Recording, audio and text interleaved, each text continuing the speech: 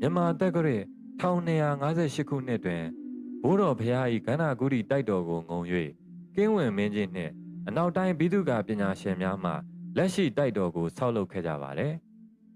ခရစ်နှစ်1945ခုနှစ်မှ1948ခုနှစ်အထိဒုတိယကမ္ဘာစစ်ကာလအတွင်းမဟာမြတ်မုနီရုပ်ရှင်တော်မြတ်ကြီးကိုဆရာတော်တန်ဃာတော်များကနေ့ညမပြတ်စောင့်ရှောက်ခဲ့ကြရပါတယ်ယခုဆိုရင်မဟာမုနီရုပ်ရှင်တော်မြတ်ကြီးဟာကျွန်းလုံးအုပ်ဆောင်ရက်ကွက်ချမ်းမြသာစီမြို့နယ်မန္တလေးမြို့တွင်တည်ရှိပါတယ်အရှေ့ဘက်တွင်82လမ်းနှင့်ထီလင်းကျောင်းတိုက်အနောက်ဘက်တွင်84လမ်းနှင့်ရွှေရေးဆောင်ကျောင်းတိုက်တောင်ဘက်တွင်အာတောကရာမကျောင်းတိုက်မြောက်ဘက်တွင်မြင်းဝံကျောင်းတိုက်နှင့်အကွက်90တို့တည်ရှိပြီးအနေနဲ့အရရမှဖျားဖူးမိဘပြည်သူများနှင့်နေ့စဉ်စီကားလျက်ရှိပါတယ်။ဒါကြောင့်မန္တလေးမြို့သို့ရောက်လျင်ပင်မဟာမုနီရုပ်ရှင်တော်မြတ်ကြီးအားသွားရောက်ဖူးမြော်ကြဖို့နိဗ္ဗာန်အကျိုးမြော်နှိုးဆော်တိုက်တွန်းရင်းအဆုံးသတ်လိုက်ရပါတယ်ခင်ဗျာ။အားလုံးပဲကိုယ်စိတ်နှဖျားကျမ်းမာချမ်းသာကြပါစေခင်ဗျာ။